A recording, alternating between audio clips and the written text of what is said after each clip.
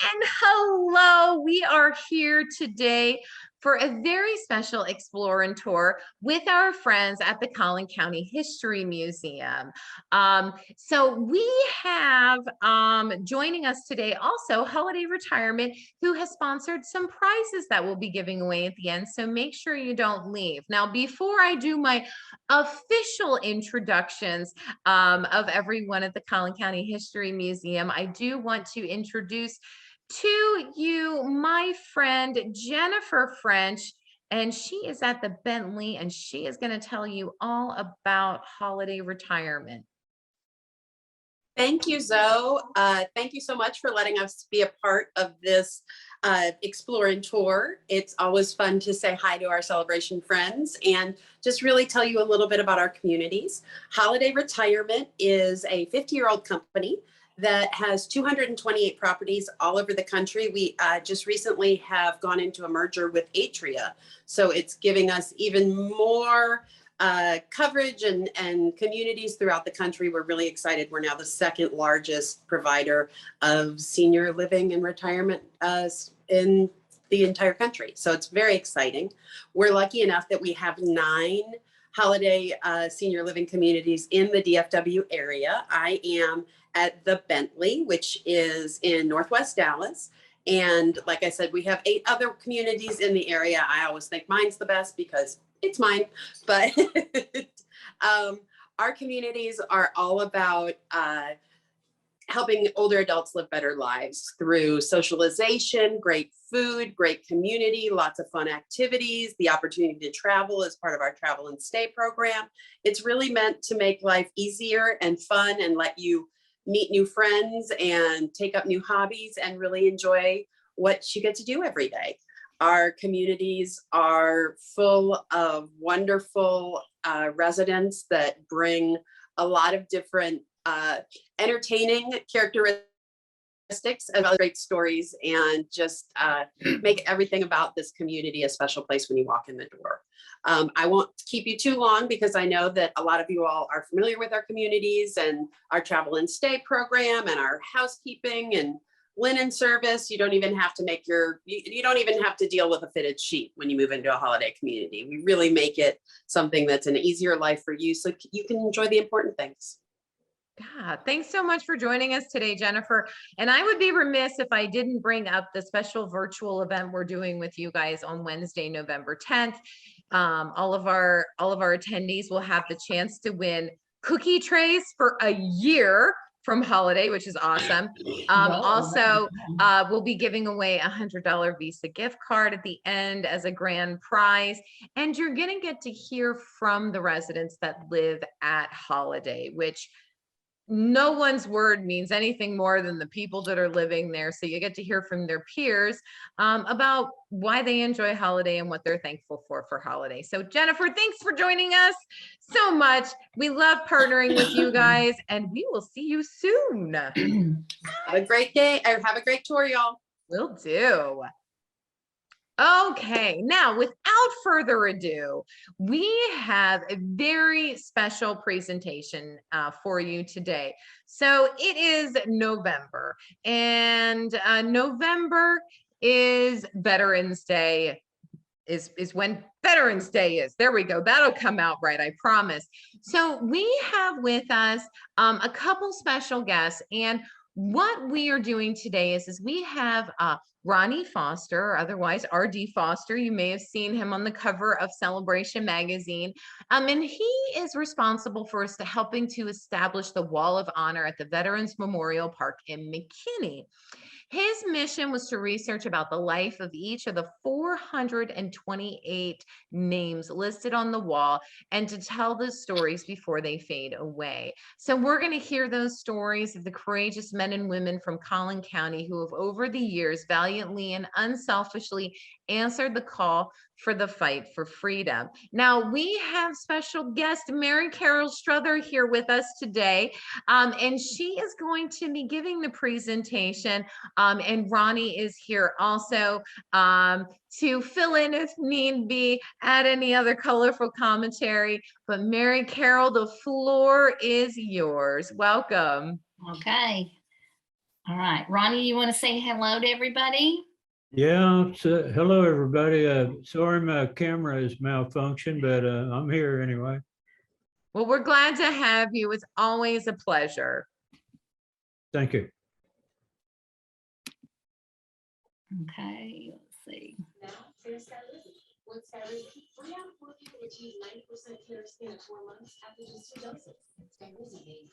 Okay, can you see the screen okay? Oh, I can. No, can everybody else see the screen? Zoe, can you see the screen? Yes, I can. Sorry about that. I was Okay. on mute. Okay, all right. Just making sure. All right. Well, this is called The True Stories from the Wall of Honor. And RD wrote the presentation, and I will be giving it for him, but all of the information is from him.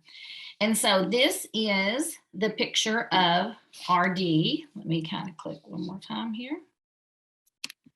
All right, this is RD, and he's on the 2018 cover of Celebration magazine. So when you go to Celebration website, you can go look and you can read the past issues. So you can read about him there, but also on various months, he has articles that he writes for the magazine. He and Pat rotate writing for the magazine for the History Museum. So. All right, well, this is our Collin County Courthouse. This is what the courthouse looked like in 1876 when it was located in downtown McKinney. It looks really nice. And it was at the center of the square. Later, it was remodeled and it looks like this downtown, although it's not a courthouse today, it is the Impact Center.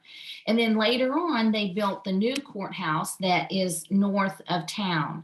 And for 170 years, this was called the Collin County Courthouse. But in 2017, RD and a group of veterans were responsible for helping this to be renamed. And so it's renamed officially as the Russell Steindom Courts Building. So you may ask, well, who is Russell Steindom?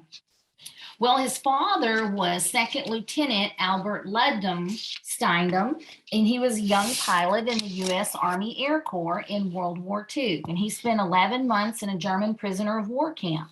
After his heavily damaged B-17 bomber crashed just short of the safety of Switzerland in 1944. Well, 24 years later, his son, Russell Albert Steindom, would follow in his dad's footsteps during the war in Vietnam. However, he didn't choose to fly airplanes, but to jump out of them. Russell was born in Austin and grew up in Plano, graduating from Plano High School in 1964. He was president of the Honor Society, and he was vice president of a senior class, and he was valedictorian. After graduating from the University of Texas with honors, he joined the U.S. Army. In September of 1969, he left his young wife, Mary Ann, expectant with their first child, and he reported for combat duty in Vietnam. Just 4 months later, on the night of February 1st, 1970, Russell was in charge of a 15-man squad with the mission of establishing a deep jungle night ambush.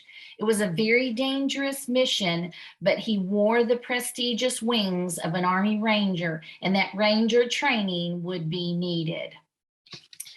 So here's his story of what happened. It was very dark when the patrol jumped off a slow-moving convoy of tanks and armored carriers and quickly assembled as quietly as possible. The point man moved out with every man following in single file, about 3 feet apart. The point's job is to watch the front. He has to be aware of such things as booby traps, tripwires, and ambushes. The second man's job is to watch the front, as well as the point man's back. The rest of the men alternated down the line as to who watched the left and right flanks. The last man in any patrol, called Tail End Charlie, watched the rear. Russell, positioned in the middle, had to watch everything, as well as take compass readings and keep count of his steps. When it gets dark in the jungle, it gets really dark. And in 1970, there were no GPS guidance, and the only way to navigate was to have the coordinates to the pre-planned ambush site in advance, plotted as to the directions and the number of steps between checkpoints, and then hope that you didn't lose count. Slowly working its way to the ambush site, the patrol made frequent stops where they would stand still and listen for any unnatural sounds and make sure they weren't being tailed. However, they never reached the end of the trail.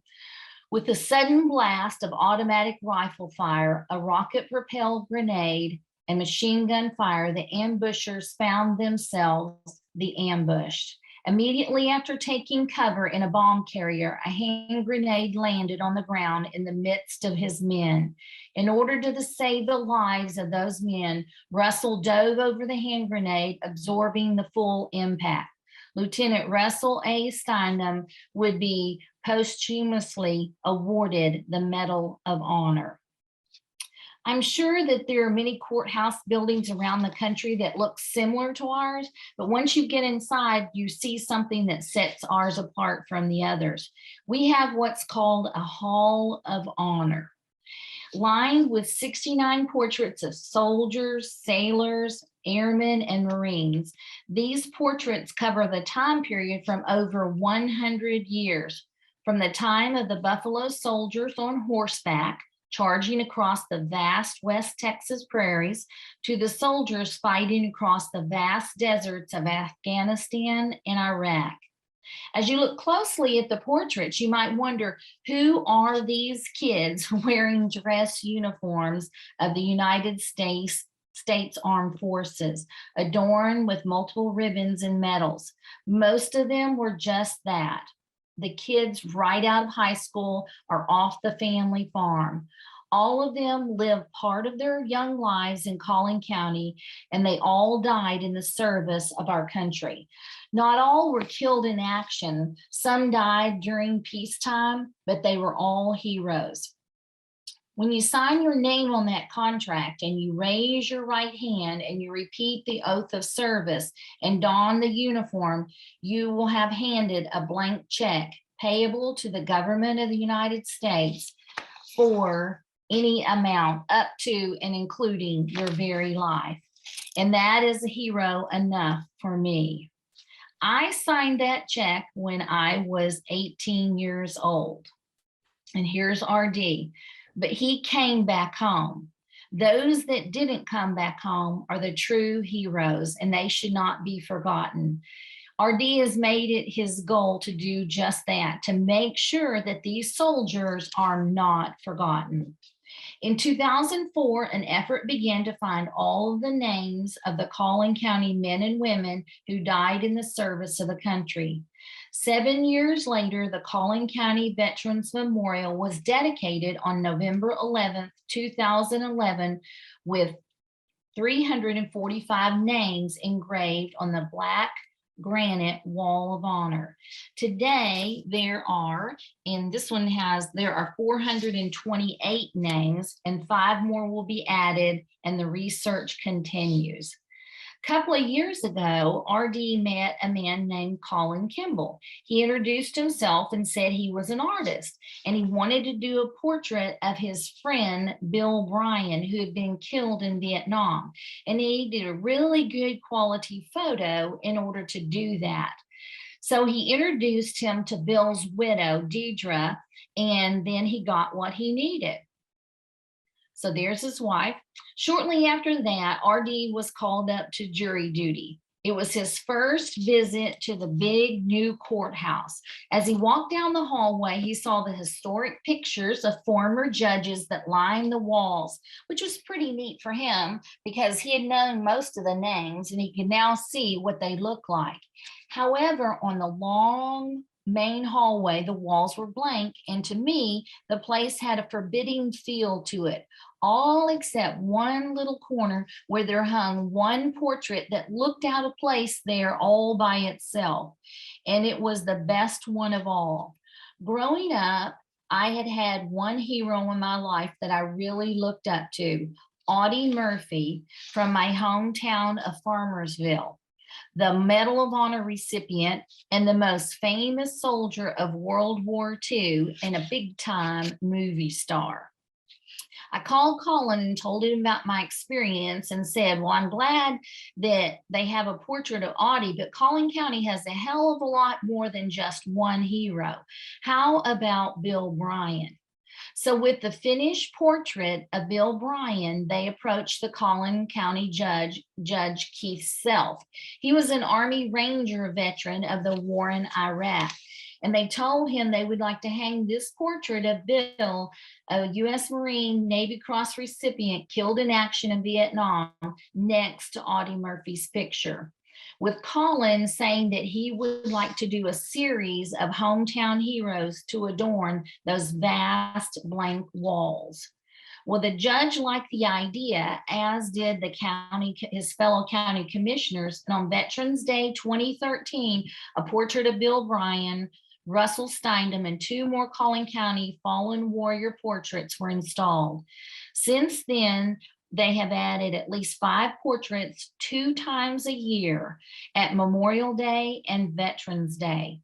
The Wall of Honor at the Veterans Memorial has over 428 names listed, and every one of those has a story. As for the partnership in this, Collin does the visual. So he does the paintings, and RD is the audio. So his goal is to find and to tell the stories. Collin's goal is to put a face with every name that they can. So while we look at some of Collin's work, I'd like to tell you those stories. And here's a little bragging on RD. He does a great job of telling those stories. So this is Charles William Bill Bryant. He was one of RD's best friends. He graduated from McKinney High School in 1966, and at the age of 18 years of age, he went straight into the Marine Corps on the buddy plan. The last time I saw Bill was late summer of 1967. After boot camp, we were sent to our separate duty stations, and we didn't see each other for about a year. We were at the beach club at Camp Pendleton, California, and would both soon be shipping out to Vietnam. We went inside the club to buy each other a beer, but the problem was we weren't old enough to buy a beer. So we had a chocolate malt instead. 4 months later, Corporal Bill Bryan was leading several men reconnaissance patrol deep into enemy territory when they made contact with the front edge of an entire North Vietnamese infantry battalion. In a matter of minutes, every man in the team was wounded or dead, including the radio man with a shattered leg, laying in an open space in the jungle. Corporal Bryan, the team leader, had to get to the radio to call in support and medevac.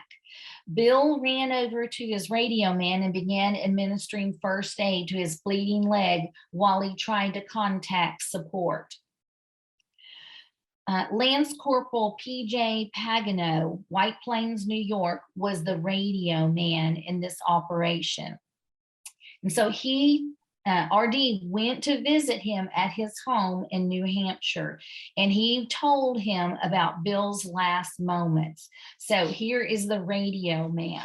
He said, I was pretty shot up. I was hit in both legs and bleeding bad and laying in an open area. Bryan ran over to me, was laying on my legs on his elbows and tearing open the battle dressing with his teeth. An NVA soldier stepped out from the brush and fired a shot that hit Bryan right under his arm and went into his chest. He slowly collapsed across my legs. I said, Bryan, are you all right? He raised his head and he said, hit bad, gonna die. That happened on the morning of January 20th, 1968, just 5 miles from Quezon Combat Base, which would soon come under an 88-day siege beginning that very night.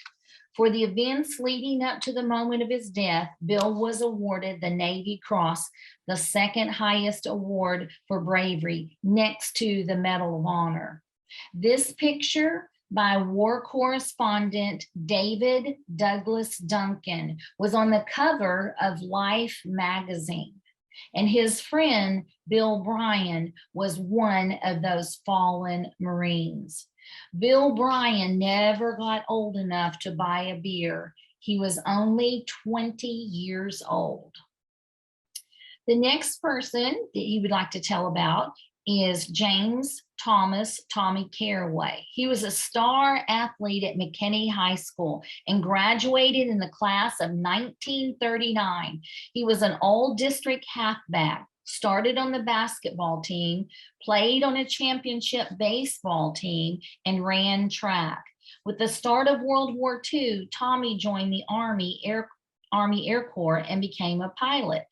As a first lieutenant, Tommy was the pilot of a photographic reconnaissance plane, an F-7A, which was converted to a converted B-24 Liberator with an 11-man crew. Stationed in India, his job was to fly over enemy-held territory in China and take pictures and film of the Japanese positions. In order to do this, he had to fly over the hump. Over the hump meant flying 20,000 feet over the world's loftiest and most treacherous mountain range, the Himalayas, in planes usually loaded with more weight than they were designed to carry. On August 11th, 1944, while on one of those missions, his plane disappeared and he was never heard from again. First Lieutenant James Thomas Carraway's body was never recovered. However, there is a gravestone at the cemetery in Farmersville. Tommy was 22 years old. There was another Tommy Carraway. Thomas Glenn Tommy Carraway was named after his late uncle, James Thomas Carraway, who was killed in World War II. So like his uncle, Tommy G was also a star athlete at Farmersville High School. He was vice president of the junior and senior classes. He was a member of the FFA and an award-winning cattleman and was a class favorite. Tommy went into the Army later on in 1966, and a year later he would be in the jungles of South Vietnam, leaving a pregnant young wife at home. Being a natural leader as a PFC, he was a squad leader with Company D, 2nd Battalion, 14th Infantry, known as the Delta Devils. On the afternoon of the 26th of November, 1967, while leading a charge against a fortified enemy bunker complex deep in the jungle next to the border of Cambodia, he was mortally wounded and died later that night. He was awarded the Silver Star for bravery in combat. Buried in IOOF Cemetery in Farmersville, Tommy was 21 years of age. Now, this was an interesting sidelight. So as RD does his research, there's all of these little side stories that pop up. And when I was reading this, I thought, okay, this is really an interesting one. What happened was, in 2003, when he was researching for his book, One Day a Lion, the true stories of the 21 Collin County boys who died in Vietnam, he was reading about the younger Tommy Carraway when he read a newspaper account of his wedding. The best man in the picture was Charles Watson. When he read the obituary, he saw that Charles Watson was also a pallbearer at his wedding. Well, you may recognize the name Charles Tex Watson from the Charles Manson family murders. This made him very curious. So being from Farmersville and knowing his family, he thought if he asked about his friendship with Tommy, maybe that he would tell him. So Trina, his wife, was able to find the address for the prison in California where Tex Watson was serving the life sentence. And he wrote him a letter and told him who he was and what he was doing. Well, not more than a week later, he got a letter in the mail. And so on November 25th, 2003, he wrote, "Dear Ronnie, I have so many stories to tell about Tommy. I hardly know where to start. We went to school all of our lives together. He followed me to college at North Texas University, where I helped him prepare a speech one time.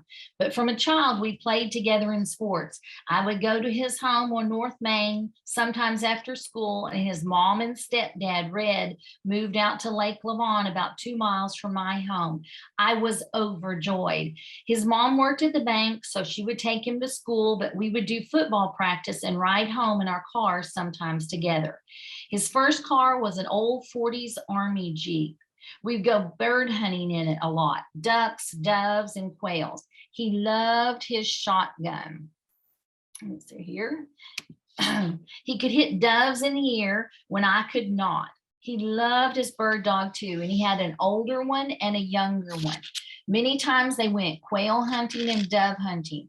One time when duck hunting on a levee behind his house in Lake Lavon, we were walking down the levee. It was so dark, cloudy, and raining during the Christmas holidays. All we could hear was one quack, and then quack, quack. And then all of a sudden there must have been 300 ducks that took off. It was so deafening that it scared us. Well, we were confused. And so instead of just shooting at one, we just unloaded our shotguns into all of them without even aiming. We did not hit a one.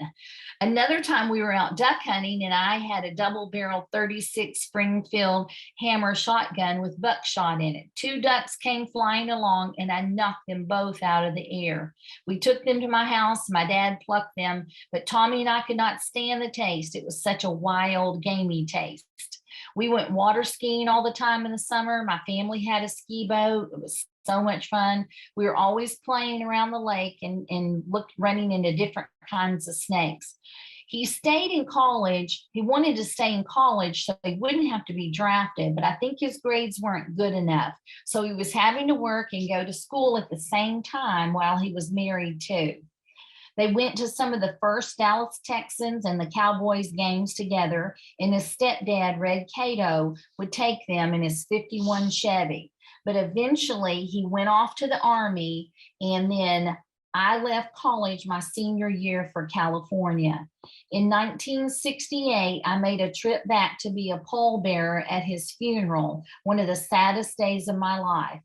I had remembered him so many times over the year and greatly miss him, and thought of the sacrifice that he made for his country. Thanks for asking, Charles. So what was unusual about this, so this is what happened, is that then Tommy was killed in the war, but then 1 year later is when the murders took place in California after that time. So that was kind of an interesting what happened with how the lives went separate ways. And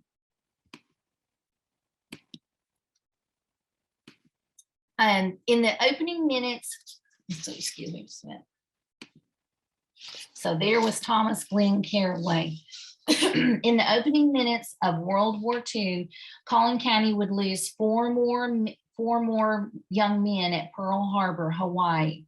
Carl Estep, Harold Patterson, Raymond Tennell, and Richard Rush. All were young soldiers on board the USS Arizona. At the time, the U.S. was building its military as quickly as possible, and the rest of the world was at war, and everyone knew it was inevitable that we sooner or later would be part of it. Therefore, the ranks were filled with 17, 18, and 19-year-old boys. Most of them, it would be their first time away from home, and it was on board the battleship USS Arizona. At 07:55 in Sunday morning on December 7th, 1941, 5 minutes before colors, that's when the flag is raised every morning on every U.S. military base or ship in the world. The general quarters alarm was sounded. Being a Sunday morning and most of the sailors had a day off, the general attitude was not another drill. However, it wasn't a drill. When the first bomb hit, 22 members of the Arizona's band were on deck ready to play music for the battleship. for the daily flag raising ceremony, as well as the Marine Color Guard and detachment. When the attack began, they instantly moved to man their battle positions beneath the ship's gun turret. All were killed. One of more than 8 bombs hit the ship's forecastle, went through the deck, and exploded in the black powder magazine. This is probably where Richard Rush would have been. A huge explosion ripped through the front end of the Arizona, tearing it away from the rest of the ship. The fatal blow came from a 1,760-pound bomb that pierced the armor of the battleship. Richard Rush was 19 years old, seaman first class from McKinney, along with Carl Estep, 19, Harold Patterson, 19, Raymond Tennell, 18. They would go down with their ship and are among the 1,102 sailors and Marines that rest there below the waves. Robbie Robinson grew up a country boy near Chambersville, just a stone's throw from the new courthouse. He graduated from McKinney High School in the class of 1946, a year after World War II ended and the urge for adventure. He followed his 2 older brothers and joined the Marines at 17. After serving 3 years with the 5th Marine Tank Battalion at Camp Pendleton, California, he was discharged. While he was back at home, he enrolled at North Texas University. However, before he could get into college life in 1950, the Republic of North Korea invaded South Korea. After going through all that Marine training, this was what it was all about. So he re-enlisted and was soon back in a Marine uniform. But this time it was in a real war with real danger and in a strange foreign country. I'm sure most of you have heard about the Frozen Chosen in North Korea, one of the most famous battles in Marine Corps history. Greatly outnumbered in sub-zero blizzard condition, Marines and soldiers were caught in a bad situation when they were surrounded by thousands of communist Chinese troops. The Chinese weren't even supposed to be in the war, but here they were, having to fight their way out of an intended siege.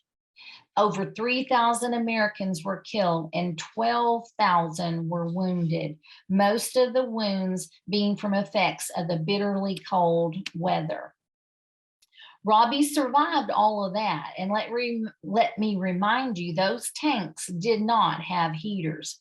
A few weeks later, while engaged in house-to-house fighting in a small Korean town, he was killed in action while doing his duty. Private Robbie Robertson, Robert Robertson, and he goes by Robbie, was 22 years old. Lanny Hale and Jerry Combest were best friends growing up in Wiley, where they played football, basketball, and ran track. And they were very popular students. They graduated in the class of 1961. Jerry went on to college at North Texas State, while Lanny moved to Plano. He got a job and enrolled in the Christian College of Southwest, where he concentrated mainly on performing arts. Being described as a natural leader, he was elected as president of the student council, as well as president of the school choir, sang bass in a 4-man a cappella group, appeared in plays, and on Sundays sang in the choir at the Highlands Church. He tried his hand at marriage, but that didn't last very long. And before the divorce was final, he had received a draft notification for the Army. And in 1967, Lanny was 24 years old. About the same time, his friend Jerry Combest had received his draft notice also. In 1967, they both reported to the U.S. Army. A few months later, Specialist 4th Class Lanny Hale, a rifleman with the 198th Light Infantry Brigade, found himself in a dire situation near Da Nang, South Vietnam. Lanny's squad was ordered to attack a tree line where a wall of deadly fire was coming. To get there, they had to cross a series of rice paddies, leaving them wide open with no cover or concealment. Facing almost certain death, without hesitation, Lanny, the squad leader, led those boys across the wide open rice paddy and charged that tree line. However, before he could reach the other side of a paddy, a massive mortar barrage rained down, wiping him out and the entire squad. Meanwhile, so this is Lanny Hale, and that's his portrait. Meanwhile, Jerry Combest had received orders to Vietnam, and he was home on leave when Lanny's body arrived. It should have been a wonderful 30 days spent with his family and friends, but it wasn't that way at all. So after serving as a pallbearer at his best friend's funeral, Jerry went over to the Hale house and helped put away Lanny's personal belongings, a task that he thought was too daunting for Mrs. Hale at the time. Then he went home and put away his own things, all of his stuff, so that Mrs. Combest wouldn't have to face the same task, just in case he didn't come home. 6 months later, on the 21st of August, 1968, Charlie Company, 1st Mechanized Battalion, known as the Bobcats, began a dangerous mission into a well-known enemy stronghold, the Ben Cooey rubber plantation. These pictures are from the actual battle and that day, and have been since been declassified. Under the command of 1st Lieutenant John Snodgrass of Alabama, the armored vehicle unit pushed deep into the jungle with Jerry Combest's squad on foot in the point position. At mid-morning, the rifle fire rang out and the platoon leader and the radio man went down. Almost immediately, from 3 sides, hundreds of rifles, machine guns, rockets, and grenades opened up on the point unit, including Jerry Combest. Sergeant Rex Young of Odessa, Texas, ordered his men to move back to the armored vehicles, which were also heavily involved by that time. They didn't make it. From out of the jungle, behind a wall of bullets and shrapnel, a human wave burst forward, shouting and blowing horns and whistles, completely overrunning the point unit. You can see on this map right here that Rex Young fell after ordering his young men back. Rex Young sacrificed his life trying to cover the retreat and was awarded the Medal of Honor. And one witness told me that Jerry Combest was hit by rifle fire, and he went down. He got back up only to be knocked down again. He got back up to be shot once more. He didn't get up that time. 16 Bobcats went down that day. Jerry and Lanny were awarded Bronze Stars for heroism, and they're buried in Wiley. In 2011, at the Veterans Memorial Park in McKinney, when it was dedicated, quite a few of Jerry Combest's fellow Bobcats, and that was including his unit commander, which was John Snodgrass, they all attended, and they came to honor the young man they fought and bled with on the last day of his life 43 years earlier. And so here was it was being dedicated, and there are his men that fought with him. James Jabara, his nickname was Jabby. He wasn't born or did he grow up in Collin County. However, he married a McKinney girl, and they took up residence in an apartment in South Kentucky Street. Colonel Jabara would become a U.S. Air Force legend. The older gentleman in the picture is Eddie Reinbacher. In World War II, he was awarded numerous combat medals flying against the Germans. In the war in Korea, he would become the world's first jet ace. A pilot is considered an ace when he shoots down 5 enemy aircraft. James did that 3 times over with 15 kills. On his return home, he was greeted with parades from all across the country, a ticker tape parade in New York City, and a welcome home from the president. When the war in Vietnam came about, even though he didn't have to, James volunteered for combat duty. As a commanding officer, he only flew 1 combat mission in Vietnam and then he returned home. In November 1966, he was stationed in Florida when he received orders to return to Vietnam. On November 17th, he and his family were traveling in 2 cars on their way to where they would live while he was overseas. He was riding with his 16-year-old daughter in a Volkswagen, and she lost control and the car rolled over several times and they were both killed. They were both buried in Arlington National Cemetery in our nation's capital. On the Wall of Honor, there are names of 3 sets of brothers.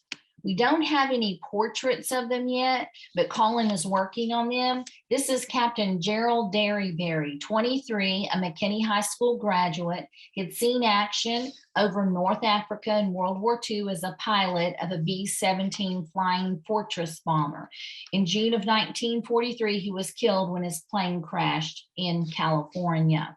His brother, Lee Derryberry, was also a McKinney High graduate, was an infantry private with the 5th Cavalry. In 1944, when MacArthur made his famous return to the Japanese-held Philippine Islands, Lee was killed in action on the island of Leyte. He was buried there, and in 1948, his body was returned to McKinney, where he is buried in Pecan Grove Cemetery with his brother. Second Lieutenant Red Mann was 26 from McKinney, who was a pilot in the Air Corps in World War II. On February 1st, 1942, less than 2 months after Pearl Harbor, Red was training at Marchfield, California, when an engine stalled. With no power for safe landing, he had 2 choices: land on the busy street, endangering the lives of many people. He chose to fly into a large stack of lumber, killing himself instantly. Wayne Mann was he was 34, was a decorated pilot from World War II. He was in the very first wave of the land-based bombers to bomb Japan. After the war, he continued his career at the Air National Guard. In November of 1951, his plane crashed near Santa Fe, New Mexico. The Mann brothers are buried at Allen Cemetery in Allen. The Chrisman brothers, Harold was, there they are right there, there's the Manns. The Chrisman brothers, Harold is 25 and Henry was 22. They grew up in Salina. Henry Carl was the pilot of a B-17 bomber with a crew of 9. On November 21st, 1944, on a bombing mission over Osnabrück, Germany, his plane was hit by flak and exploded in the air. He is buried at the Netherlands American Cemetery in the Netherlands. Major Harold Chrisman, a Flying Fortress pilot, flew over 40 combat missions in World War II, and he was awarded the Silver Star for gallantry. In July of 1946, a few months after the end of World War II, he was involved in a search and rescue mission for a downed pilot in the Pacific Ocean west of Panama. He was killed during the mission when his plane collided midair with another Flying Fortress. His name is listed on the tablets of the missing World War II West Coast Memorial in San Francisco, California. So here it is, and then that's one of the articles that RD read to kind of learn about that. Then there was Sergeant James Montgomery was an Army tank commander. He was killed in action February 1945 in Germany. His brother was PFC Montgomery. James W. Montgomery. He was killed 4 months later in June of 1945 in the Battle of Okinawa. They are both buried at Thompson Cemetery in Lavon, Texas. Then there was Private Robert E., and they called him Pete Cuthman from Plano. He was 21, U.S. Army Tank Destroyer Battalion. He was killed the day after Christmas in the Battle of the Bulge. His uncle was Robert Jordan Kerfman, and he was the first Collin County boy to land in France in World War I with General Pershing's staff. He was wounded at the Battle of San Miguel and died of those wounds on the 1st of October, 1918 in France. His uncle and nephew, who died 28 years apart, are both buried in Allen Cemetery. The elder Robert Cuthman is one in the center of the picture. So there are other brothers and cousins and uncles and the names on the wall of honor. So RD and Collin are continuing with their research and gathering the stories and coming up with the pictures and the portraits. So RD wanted to tell you about the books he's written. And when I first met RD, he had written this book, One Day as a Lion, and I had not read it yet. And so it was actually after I read his first book, the next book about World War I, the Great War, the true stories from the Wall of Honor, that I went back then to read One Day a Lion. So what RD does is he takes each of the boys or men from the war and he does a story about their lives. It includes as many articles and pictures about them. So this book is for sale at the Collin County History Museum. And so by the time you read the book, you have a really good idea about the men and their stories and really about the war too. He puts it in great context. Then this is the story of the war in Korea. And whenever RD gave this presentation, my dad was a Korean War veteran, and it was so interesting to read this book because I felt like I knew more about what my dad had gone through during that war. And then he just did this one, and this is the Vietnam. So he made these books in a series. And so he's hoping that the World War II book will be out next year, but it is pretty large.